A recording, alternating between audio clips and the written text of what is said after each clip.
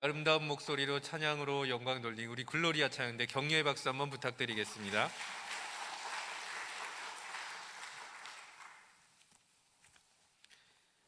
여러분들 주위에 있는 사람들과 눈으로 이렇게 인사했으면 좋겠습니다. 당신을 봐서 참 좋습니다. 인사하겠습니다.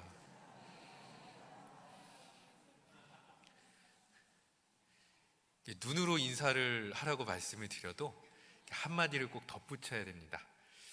사람은 사회적 동물이기 때문에요, 늘 누군가 나와 관계 맺은 타인과 교통하고 소통하기를 강렬하게 원하고 있습니다. 그런데 하필이면 코로나이기 때문에 이 소통하는 방법에 있어서 이제는 비대면 방식을 고려하지 않으면 안 되는 상황이 돼버린 것 같습니다. 여러분들 2년이나 3년 전에 혹시 그런 거 상상해 보신 적 있습니까? 수련회를 온라인으로 진행하는 거예요. 내 자녀들이, 내 손주들이 온라인상에서 수련회를 진행한다. 혹시 여러분들 상상해 보신 적 있습니까? 특별하게 이전에 화상회의를 이렇게 사용하시는 제 직장인들, 이런 사람들이 어쩌다 한 번 정도 상상을 해보셨을지 모르겠지만, 여기 계신 대부분의 분들은 아마 비대면으로 살아간다라고 하는 것, 이런 부분들을 전혀 예상하지 못했을 것 같습니다. 그런데 부인할 수 없게 그게 현실이 되었고, 교회도 현실로 찾아오게 되었습니다. 그래서 교회의 다양한 사역들이 현재 비대면 방식도 어느 정도 적용돼서 진행되고 있지만, 어찌되었든 함께 모여서 교제하고 예배드리고 기도했던 그 오프라인의 대면의 그 방식들이 더 익숙한 것도 사실이고요. 그렇다 보니까 여기저기서 좀 삐그덕거리기도 하고 익숙하지도 않은 모습들이 있는 것 같습니다. 제가 저번 설교 때 잠깐 말씀을 드렸지만, 이 코로나 상황 때문에 교회의 근간이 되는 사역들이 조금씩은 흔들리고 있다 말씀을 드렸고, 예배에 대해서 말씀을 드린 적도 있었고, 그 다음에 전도에 대해서도 말씀을 드린 적이 있는데, 오늘은 교제, 코이노니아라고 합니다. 성도 간의 교제에 대해서 잠깐 말씀을 나누어 보고 싶으면 말씀을 나누어 보려고 합니다. 여기 계신 분들 중에서 아마 구역장들이나 권찰들이 있을 것도 같은데요, 교역자도 그렇고 구역장이나 권찰들도 지금 참 목양사역에 만만치 않은 어려움들이 있습니다. 이전까지는 만나면서 대화하면서 또 음식도 대접하면서 섬기면서 구역을 관리를 해왔었다가, 이제는 만나는 것조차도 참 어렵게 되었다라고 하는 것입니다. 그래서 이제 전화도 하고 문자도 보내고 영상통화도 해보고 이렇게 하지만, 잘 아실 겁니다. 구역장이 아니시더라도 명절 되면은 이제 자녀들 영상통화로만 이렇게 아마 이렇게 접하신 분들도 꽤 계실 것 같은데요, 실제로 얼굴을 면대면으로 보고 축복해주고 격려해주고 위로해주고 대화를 나누는 것과 영상으로만 보고 하는 것이 천지 차이입니다. 그러니까 온라인 방식에는 한계가 분명히 있다. 이것이 아마도 요새 교육자들과 아마 목양사역을 담당하는 사람들의 공통적인 의견일 것 같고요, 여러분들도 그러한 점을 어느 정도는 알고 계실 것 같습니다.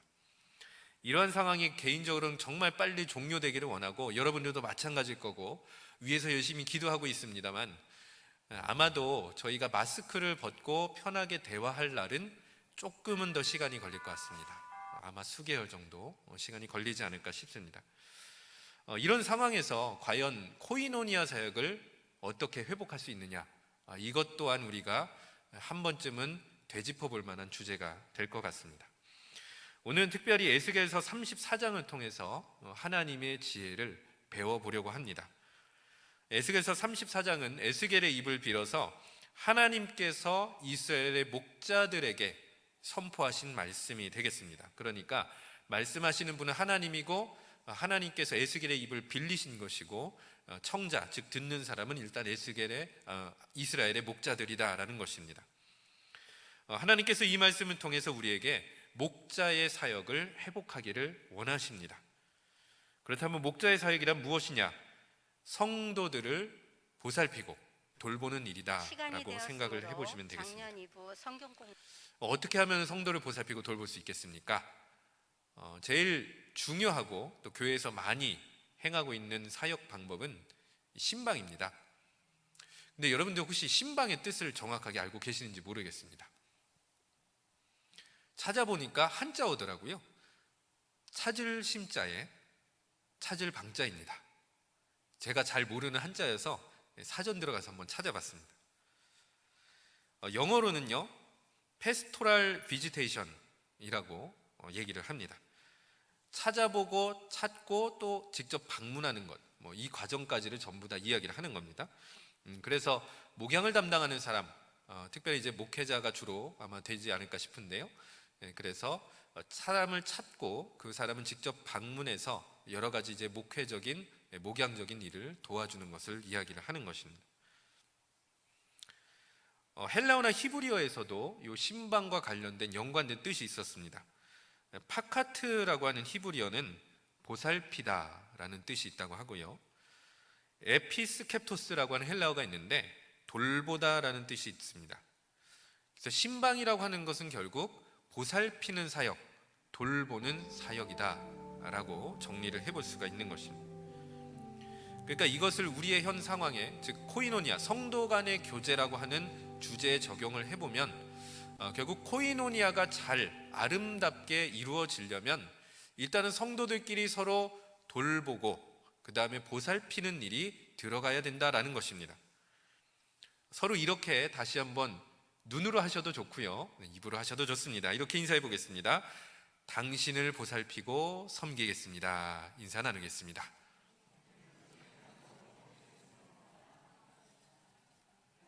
네, 딱 봐도 보살핌이, 돌봄이 필요해 보이시지 않습니까? 우리 서로 돌봐야 되고 보살펴야 되는 것입니다. 그러면 근본적인 질문부터 던져보고 말씀을 나누어 보겠습니다. 왜 교회 안에서 보살피고 돌보는 일이 필요한 것인가 하는 것입니다. 우리 모두 하나님의 양이기 때문입니다. 다시 얘기해서 양은 보살핌과 돌봄이 필요한 존재입니다. 그래서 오늘 본문 15절 상반절 말씀을 보면은, 눈으로만 한번 확인해 보면은 하나님께서 에스겔의 입을 빌어서 이렇게 말씀하십니다. 내가 친히 내 양의 목자가 되어 라고 말씀을 하시는데요. 네, 15절 말씀입니다. 네, 화면은 그냥 네, 감사합니다. 하나님께서 이스라엘 백성의 목자가 친히 되어 주시겠다라고 지금 말씀을 하시는 상황입니다. 그래서 직접 내 양이라고 말씀을 하시고요. 자, 그렇다면은 하나님과 이스라엘 백성의 관계가 정리가 이렇게 되는 것인데, 하나님은 목자가 되는 것이고 이스라엘 백성은 양이 되는 것입니다. 그리고 하나님께서 이스라엘 백성을 나의 양이다라고 말씀을 하시는 것입니다.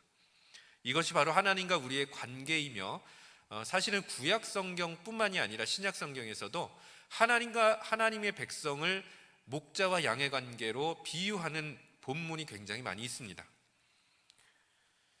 그렇다라고 하면 다시 한번 이 내용을 깊이 이해하기 위해서 양의 습성, 즉 양이 어떤 습성을 갖고 있기 때문에 돌봄과 보살핌이 필요한지를 한번 확인해 보도록 하겠습니다. 첫 번째로 양은 시력이 아주 좋지 않습니다. 그래서 눈앞에 있는 것만, 그 움직임만 보고 따라다니려고 하는 습성이 있다고 합니다. 예전에 삼양목장에 간 적이 있었는데요, 대관령 쪽에 있는데 시간을 두고 이 양을 몰이하는 그 양몰이 체험을, 체험이라기보다 이제 보여주는 것입니다. 근데 이제 유심히 지켜보니까 일단은 목자 일을 하시는 분이 입으로 신호를 보내시고요. 그러면 이제 양치기 하는 그 개가 그 신호를 알아듣고 이리저리 움직입니다. 그러면은 그 개의 모습을 보고 양이 따라다니는데, 거의 이제 양의 대형이 좀 첨형, 다시 얘기해서 이 앞쪽에는 좀 양 소수가 있고요, 뒤쪽으로 갈수록 양이 다수가 늘어나는 이 삼각형 모양으로 이렇게 개를 따라서 이렇게 이리저리 움직이는 이런 모습을 본 적이 있습니다. 어찌되었든 이제 이런 상황인 것이죠. 목자는 신호를 주고 개가 이 선두를, 무리를 이끌고, 그럼 그 개 뒷공무니를 보면서 양 몇 마리가 따라다니고, 그럼 그 따라다니는 양을 쫓아서 뒤에 있는 몇 마리가 따라다니는 이런 구조를 가지고 있는데, 결국 그것은 시력이 나빠서 자기 눈앞의 움직임만 캐치할 수밖에 없는 양의 약점을 드러내는 모습이기도 합니다. 두 번째 양의 습성은 잘 넘어진다고 합니다. 이제 몸은 이제 털까지 합치면 굉장히 좀 퉁퉁하고 비대해 보이기도 하는데요. 양의 다리는 굉장히 짧고 얇습니다. 그렇기 때문에 튼튼한 것도 아니고 어디 도망가지도 못하고 제대로 뛰지도 못하는 그런 약점이 있는 거죠. 동작도 굼뜹니다. 그래서 맹수가 마음만 먹으면 이 이탈된 양을 잡아먹는 건 일도 아닌 것이죠. 그래서 목자는 이런 양을 돌봐주기 위해서 어떻게 하느냐? 시편 23편에 보면은 주의 지팡이와 막대기로 라고 하는 본문이 있는데요. 이 중에서 이 막대기는 말 그대로 맹수의 위협으로부터 양을 지키고 보호하기 위해서 갖고 다니는 목자의 휴대물품입니다. 그러니까 일이라든지 늑대가 찾아오면은 공격을 하는 거죠. 마주 싸우면서 양들을 지켜주고 보호하는 데 사용하는 것입니다. 세 번째 양의 습성은요, 어쩌다 넘어지면 잘 일어나지를 못한다라고 합니다. 근데 이제 넘어지는 게 이게 이제 몸통이 크니까 말 그대로 뒤뚱하는 거죠. 벌러덩하고 넘어지는 것입니다. 그럼 이제 목자는 이제 양을 일으켜 주어야 되는데, 아까 말씀을 드렸지만 23편에 주의 지팡이와 막대기로, 이 지팡이가 끄트머리가 어떻게 되어 있죠? 동그랗게 되어 있습니다. 이게 사실 어떻게 된 거냐면은 목에 거는 거죠. 넘어진 양을 이렇게 걸어가지고 다리라든지 목을 이렇게 걸어가지고 일으켜 주는데, 이 일어난 상태에서도 이제 한참 동안 일어났다가 일어나니까 이게 기우뚱 한다고 하더라고요.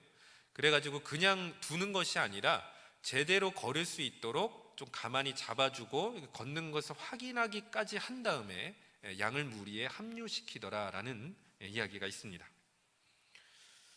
네 번째 습성은요, 조금 이기적이고 멋대로인, 소위 얘기해서 성격이 안 좋다 양이라는 것입니다. 우리는 흔히 온순한 동물이라고 이제 이야기를 하지만 실제로는 그렇지 않다고 하더라고요. 새끼 양들이 배가 고파가지고 어미로 보이는 양들을 이제 착각해서 찾아갈 때가 있는데 매몰차게 밀쳐낸다라고 합니다. 그리고 이끌어주는 목자가 없으면 완전 중구난방이 된다라고 하더라고요. 나는 어떤 양은 여기 가서 이제 풀을 뜯고 저기 가서 풀을 뜯고 완전히 대열이 흩어지고 모여 있지를 못하고 자기 멋대로 그냥 가버리는 그런 습성도 있다고 합니다. 이런 양의 습성들 이외에도 여러 가지가 있지만 어찌되었든 이런 양의 습성들을 지켜보면 왠지 모르게 우리의 모습과 좀 겹쳐지는 느낌도 듭니다. 동물의 양의 습성과 하나님 앞에 살아가는 우리의 모습이 겹쳐진다라고 하는 것입니다. 조금 더 우리가 실감나게 그 내용을 확인해 보기 위해서 영상 하나를 잠깐만 보도록 하겠습니다.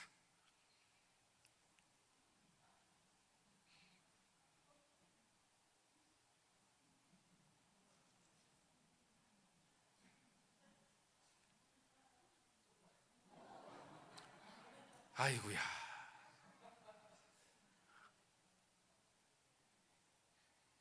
네, 여러분들 장면이 잘 이해가 되시죠?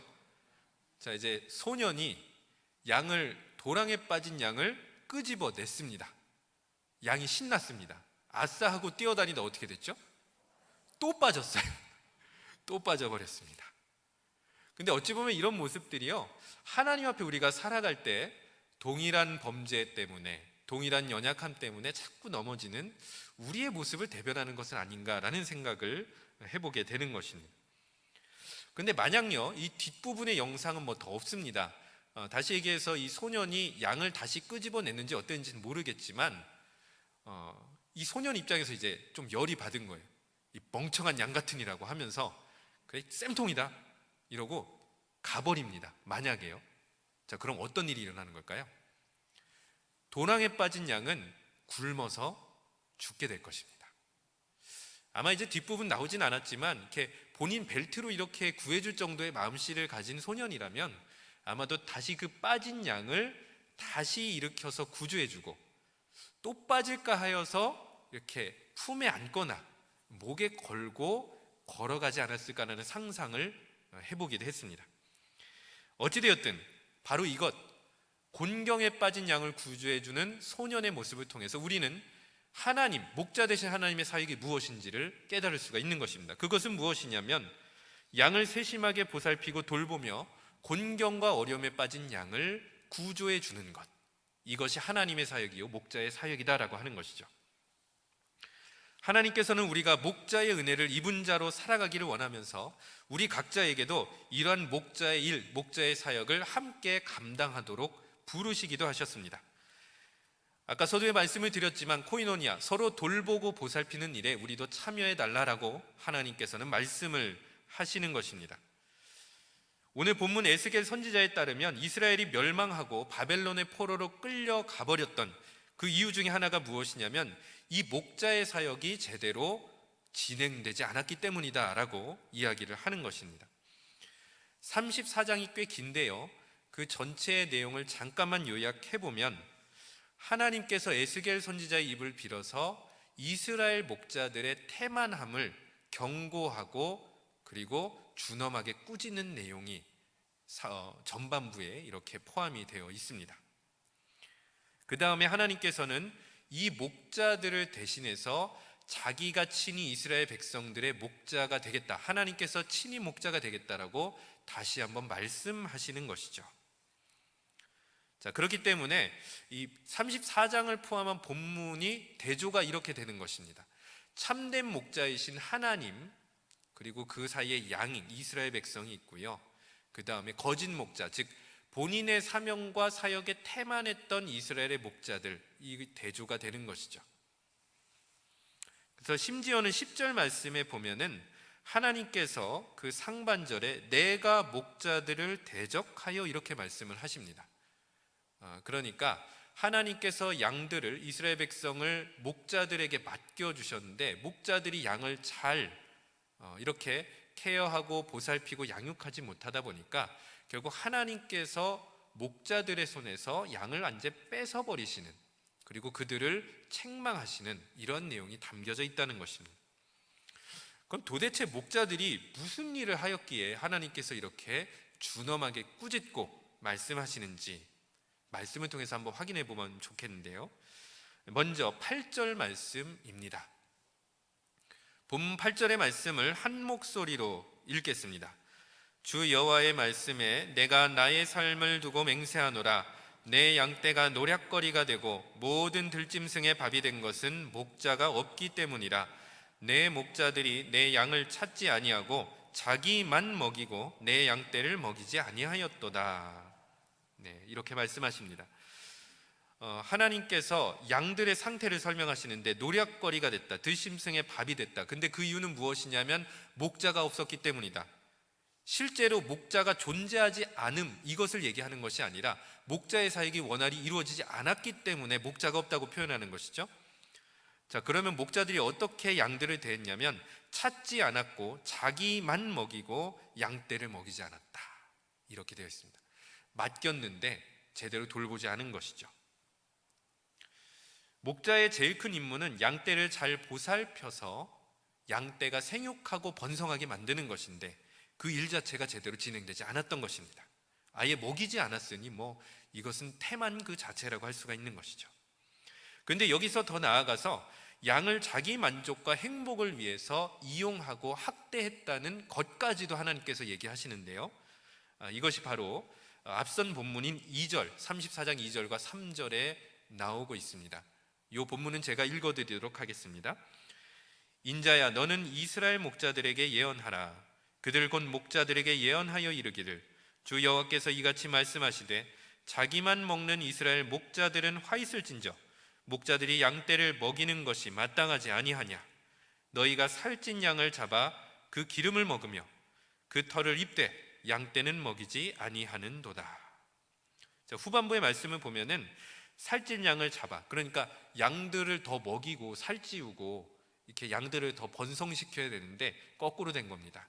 그래서 양을 잡아서 자기가 그 기름을 먹고 자기가 그 양털을 입고 그리고 더 나아가서 먹여야 될 그 양떼에 아무것도 먹이지 않은 이러한 모습들, 바로 이스라엘 목자들이 하나님의 백성을 대할 때 이런 태도를 가지고 대했다라고 하는 것입니다. 이스라엘 백성을 잘 돌보고 하나님 앞으로 이끌어갔던 것이 아니라 이용하고 학대하고 자기 행복을 위한 수단으로 사용했던 이스라엘 목자들을 준엄하게 꾸짖으시는 하나님의 마음이 담겨 있는 것이죠. 그리고 그 결과는 어땠냐면 8절에 나와 있는 것처럼 이스라엘 백성은 목자 없는 양이 돼서 흩어져 버렸고 노략거리가 되었고 들짐승의 밥이 되어버렸던 것입니다. 이 비유는 역사적인 사건을 배경으로 하고 있습니다. 바벨론에 의해 멸망당하고 포로로 끌려갔던 바로 그 사건을 반영하는 것이죠. 자, 그러니까 이스라엘 백성들도 그들의 죄악으로 말미암아서 바벨론으로 끌려간 것도 있지만 한편으로는 그들을 이끌었던 그 지도자들이 그 양떼인 이스라엘 백성들을 제대로 돌보지 않았기 때문에, 먹이지 않았기 때문에도 이런 일이 발생했던 것입니다. 하나님께서는 에스겔을 통해서 이스라엘 지도자들이 목자의 사역을 외면했을 때 그들의 맡긴 양을 흩어버리신 것이죠. 자, 그럼 이것을 교회 상황과 한번 연결을 해보면 이런 일이 일어난 것입니다. 하나님께서 이 성도를 맡기셨는데 성도를 다 흩어지게 하신 것이죠. 이런 무서운 일이 일어나면 안 되겠죠. 코로나로 인해서 우리가 서로가 서로를 보살피고 돌보는 일이 조금은 불편해지고 어려워지기도 했습니다. 그런데 어쩌면 이런 것들을 핑계로 삼아서 돌보고 섬기고 보살피는 일을 피하거나 태만하지는 않았는지 돌아볼 필요도 있을 것 같습니다. 그러나 이제는 이 일들이 회복되어야 될 것입니다. 하나님께서 보시기에 아름다운 코이노니아를 이루어야 할 것입니다. 자, 그렇다면 어떻게 회복해야 되는 것입니까? 본문을 통해서 세 가지 방법을 배워보도록 하겠습니다. 11절과 12절의 말씀 우리가 한 목소리로 읽어보겠습니다. 주 여호와께서 이같이 말씀하셨느니라. 나 곧 내가 내 양을 찾고 찾되 목자가 양 가운데 있는 날에 양이 흩어졌으면 그 때를 찾는 것 같이 내가 내 양을 찾아서 흐리고 캄캄한 날에 그 흩어진 모든 곳에서 그것들을 건져낼지라. 아멘. 첫 번째로 우리는 찾는 사역을 회복해야 합니다. 특별히 우리는 최근에 이 찾는 사역을 어느 정도 진행해 보았습니다. 3, 4월 동안 예배자를 찾으시고 부르시는 하나님의 말씀에 순종하여 교역자와 구역장, 권찰과 장로님들이 합심해서 비대면 문고리 신방으로 직접 성도님들의 가정을 찾아갔습니다. 이전처럼 속 편하게 만나서 대화를 나누지는 못했습니다. 그러나 문고리라도 부여잡고 대문이라도 부여잡고 마치 하나님께서 잃어버린 양을 찾는 그 심정과 같이 그 문고리에 그리고 대문에 손을 얹고 열심히 기도를 해주었습니다. 이를 통해서 이렇게 찾아낸 성도가 성전을 방문하기도 하였습니다. 그것도 정말 기쁜 일입니다. 그리고 이렇게 찾는 사역을 감당한 사람들이 목자의 마음을 깨달은 것도 굉장히 큰 수확일 것입니다. 그 은혜에 관련돼서 많은 구역장님들이 한마디라도 이렇게 거들어서 은혜를 나누어 주셨습니다. 그 내용 중에서 오늘 일부만 소개해 드릴 텐데요. 제가 이분들의 실명을 공개하지는 않고 내용만 좀 몇 가지 발췌해서 읽어드리도록 하겠습니다. 문에 손을 대고 기도할 때 문 밖에 서서 간절히 기다리시는 예수님의 마음이 느껴져서 은혜가 되었습니다. 코로나로 인해 나태해졌던 구역장의 본분을 다시 한번 깨우쳤던 시간이었습니다. 구역원들의 집을 직접 방문하기 위해 연락을 한 번이라도 더 함으로써 개인적인 사정을 알게 되었고 기도 제목을 함께 나누면서 하나님 안에서 함께 거하는 한 식구라는 느낌이 더 강해졌습니다. 마침 비가 오는 날인데 그래도 망설이다 문고리 신방을 다녀왔는데 이렇게 비 오는데 그냥 왔다 가게 해서 너무 미안하고 고맙다 하며 다음 주일부터 꼭 교회 가겠다고 전화를 해주어서 내가 더 감격해서 울컥했습니다. 이외에도 많은 분들이 문고리 신방을 하면서 목자의 마음을 느꼈다 이렇게 고백을 해주셨고 비대면 상황에서도 소통하고 교제할 수 있는 것이 얼마나 우리에게 큰 행복이었는지를 알게 해주셨습니다. 찾으려 하는 사람이 있을 때 그 사람을 통해서 찾아지는 것입니다. 우리는 비대면 문고리 신방을 통해서 그것을 깨달았던 것입니다. 목자이신 하나님께서는 흩어진 양을 찾고 위기에 빠진 양을 건져주시는 분이십니다. 교회에서도 흩어진 양들이 있을 것입니다. 각 구역에서도 개인적인 이유로 예배 아직까지 참석하지 못하시는 분도 있고 문고리 신방을 받지 않으신 분들도 있으셨고, 이러한 과정 속에서 교회 출석이 왜 어려우셨는지를 구체적으로 알게 된 분도 계셨습니다. 고립된 신앙생활을 하신 분도 계셨고, 신앙생활에 대한 의지가 꺾인 채로 그냥 시간을 흘러가게 두신 분도 계셨습니다. 앞으로 이런 분들을 계속해서 찾고 이런 분들을 위해서 기도하고 건져내는 일을 힘써야 될 것입니다. 찾는 사역을 통해서 성도들의 교제를 이뤄나갈 수 있는 영등포교회가 되기를 바랍니다. 두 번째로, 우리는 먹이고 쉬게 하는 사역을 회복해야 합니다. 바로 오늘 본문 13절에서 15절의 말씀이 되겠습니다. 제가 간략하게 요약해드리면 이렇습니다. 포로 귀환에 대한 하나님의 약속을 반영한 말씀이라고 할 수가 있습니다.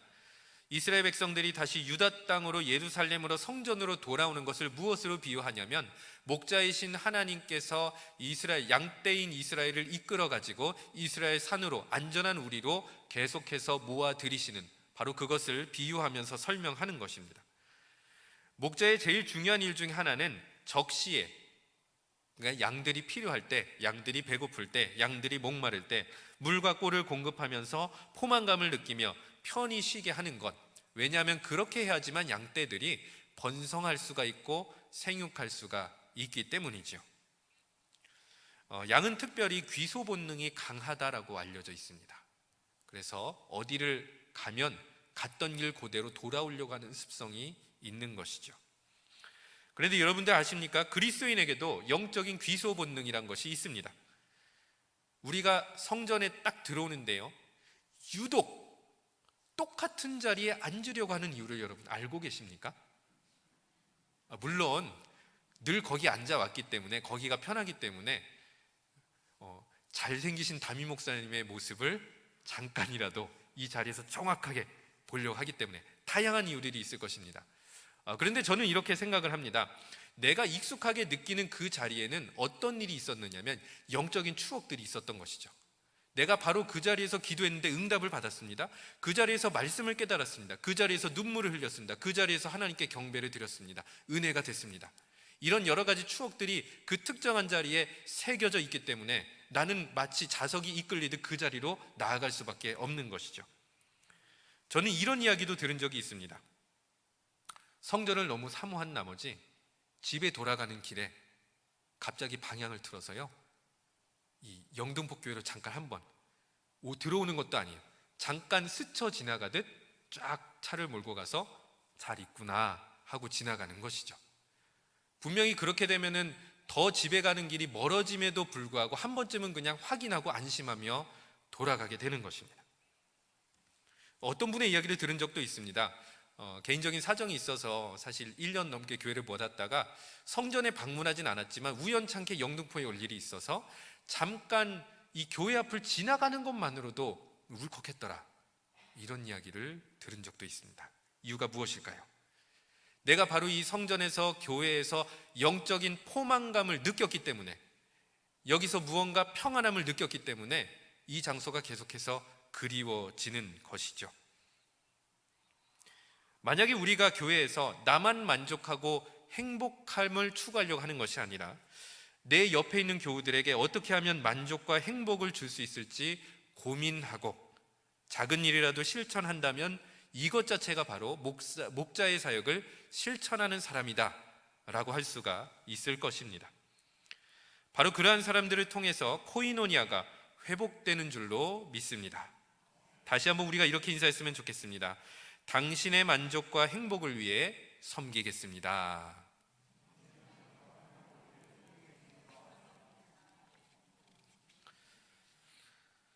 셋째로, 연약한 사람의 버팀목이 되어주는 사역을 회복해야 될 것입니다. 우리 16절 말씀을 한 목소리로 읽어보겠습니다. 그 잃어버린 자를 내가 찾으며 쫓기는 자를 내가 돌아오게 하며 상한 자를 내가 쌈에 주며 병든 자를 내가 강하게 하려니와 살찐 자와 강한 자는 내가 없애고 정의대로 그것들을 먹이리라. 아멘. 모든 양이 건강할 수는 없습니다. 병에 걸려 비실거리는 양도 있고요, 특별관리가 필요한 양도 있습니다. 그래서 양떼들의 형편은 부지런히 살펴야 되는 것입니다. 특별히 잠언 27장 23절은 양떼의 형편을 살피는 일에 대해서 목자의 마음에 대해서 이야기를 합니다. 찾으실 필요는 없고 제가 세 번역으로만 읽어드리겠습니다. 너희 양떼의 형편을 잘 알아두며 너희 가축대에게 정성을 기울여라. 이것이 잠언 27장 23절의 말씀입니다. 여기서 형편을 잘 알아두라는 것은 양의 결핍된 부분이 무엇인지, 필요가 무엇인지, 무엇을 지금 채워줘야 되는지를 꼼꼼하게 따져보고 살펴보고 그렇게 행동하라라는 의미이기도 합니다. 분당 우리 교회에서 새가족 사역을 담당했던 김민정 목사님이라는 분이 계시는데요, 관련 영상에서 이런 이야기를 들은 적이 있었습니다. 교회에 잘 알려지지 않은 그래서 조용히 예배를 드리는 새가족이 계셨던 것입니다. 무릎 수술을 받고 한동안 예배를 못 드렸다가 굉장히 오랜만에, 다 완치된 것은 아니지만 성전이 그리워져서 예배를 드렸던 것입니다. 자, 그리고 예배가 다 끝나고 모든 은혜를 받고 돌아가는 길인데 무릎이 불편하다 보니까 엘리베이터를 타고 싶었던 것입니다. 그래서 엘리베이터를 타고 가려고 하는데 사람이 좀 약간 차 있었던 것이죠. 그런데 일단은 본인은 이제 무릎이 좀 쑤시고 이러니까 타려고 했는데 주위에 있던 어떤 한 분이 그런 상황을, 전후 상황을 잘 모르는 상태에서 갑자기 젊은 사람이 이렇게 엘리베이터를 타냐, 걸어서 내려가야 된다, 다른 사람도 다 그렇게 하지 않느냐 라고 이야기를 해버린 것입니다. 그러니까 이제 이분은 본인의 상황은 이제 뭐 어찌됐든 이제 다 얘기하고 공개한 건 아니니까 그러려니 하겠지만, 하필이면은 공개적인 자리에서 그런 이야기를 들으니까 이분만이 아니라 옆에 있던 다른 분도 다 듣게 된 것이죠. 그러니까 좀 무안하고 수치스러웠던 모양입니다. 그래가지고 그 다음부터 교회를 안 나가게 된 것이죠. 그러니까 겨우겨우 수소문을 해서 담임 목사님께서 신방을 찾아가셨고, 2번 정도 거듭해서 이런 상황을 잘 몰랐던 것에 대해서 그리고 그 무례함에 대해서 조금 대신 사과를 하셨지만 결국 다시 그 교회로 돌아가지는 않았더라, 이런 이야기를 영상에서 들은 적이 있었습니다. 그런 말을 한 분 입장에서는 젊은 사람들을 위해서 어떤 훈계 내지는 교훈의 말을 한 것이겠지만, 새가족 입장에서는 공개적인 자리에서 어느 정도 좀 수치와 무안을 당한 셈이기도 했던 것이죠. 만약에 그 새가족의 상황을 정확하게 알았거나 약간 절뚝거리는 모습을 보고 센스 있게 안내를 해주었다면, 그런 사람이 있었다면 하는 생각도 들었습니다. 어쩌면 우리 주변에서 일어날 수도 있는 일이거니라는 생각이 듭니다. 교회 안에 보면은요, 예배를 잘 드리고 하나님 앞에 잘 나오는 사람도 있지만 오늘 16절에서 이야기하는 것처럼 무언가 소외되거나 잃어버려진 사람들도 존재할 수가 있는 것입니다. 16절에 나오는 4종류의 양이 있습니다. 잃어버린 자, 상한 자, 병든 자, 이렇게 나와 있고 쫓기는 자, 이렇게 4종류의 사람이 있는데, 교회 상황과 적용해 보면 이렇게 설명을 해볼 수도 있을 것 같습니다. 잃어버린 자는 교회에서 잊혀지거나 사람들의 관심 밖으로 소외된 사람일 수도 있는데, 교회는 이런 사람들을 찾아야 하는 것이죠. 쫓기는 자는 사탄의 공격, 귀신의 공격, 세상의 공격에 이리저리 노출되어서 도망다니고 방황하는 사람일 것입니다. 이런 사람들을 돌아오게 하는 것. 상한 자는 교회 안팎에서 갈등에 부대껴 상처를 입은 사람일 수 있습니다. 이런 사람들을 싸매어 주는 것. 병든 자는 몸이나 믿음이 병들어 있는 사람들입니다. 이런 사람들을 강하게 해주는 것. 바로 이것이 16절에서 말하는 하나님께서 행하실 목자의 사역입니다. 그리고 하나님께서는 이 일을 우리에게도 위임하신 것이죠. 우리가 양떼의 형편을 부지런히 살피며 나아갈 때 연약한 이들이 찾아지고 돌아오고 싸매어지고 강하게 되는 역사가 일어날 줄로 믿습니다. 말씀을 정리하겠습니다. 목자의 사역이 회복되면 코이노니아의 사역도 또한 회복될 것입니다. 이를 위해서 먼저 내 옆에 앉아있는 교우들부터 정성으로 보살피고 돌볼 수 있기를 바랍니다. 더 나아가서 코로나로 오랫동안 교회에 나오지 못한 교우들의 불편함이나 어려움들이 들려온다면 그러한 사정들을 이해하고 헤아리면서 그분들의 버팀목이 되어줄 수 있기로 우리가 결단하고 다짐하며 기도하며 섬기기를 바랍니다. 찾는 사역, 먹이는 사역, 버팀목이 되어주는 사역으로 말미암아 교회 회복에 앞장설 수 있는 영등포 교회가 되기를 축복합니다. 기도하겠습니다. 양 같아서 제 갈 길만 찾는 우리 삶을 불쌍히 여기셔서 참 목자가 되어 우리를 찾아내어 죄악에서 구원하여 주시고 평안과 생명을 주신 하나님을 찬양합니다. 이제는 교우들의 불편함과 결핍과 필요를 부지런히 살피고 돌볼 수 있는 사랑과 믿음을 우리 마음속에 부어 주시옵소서. 특별히 대신방을 앞두고 있습니다. 대신방을 통해서 영적으로 고갈된 성도들의 삶과 영혼이 회복되게 하시고, 한가족 초청 예배와 비대면 문고리 신방에 응답하지 못했던 성도들도 부지런히 살피고 충고하며 나아갈 때 회복의 열매가 풍성히 맺히도록 역사하여 주시옵소서. 이 모든 간구 우리 주 예수 그리스도의 이름으로 기도드립니다. 아멘.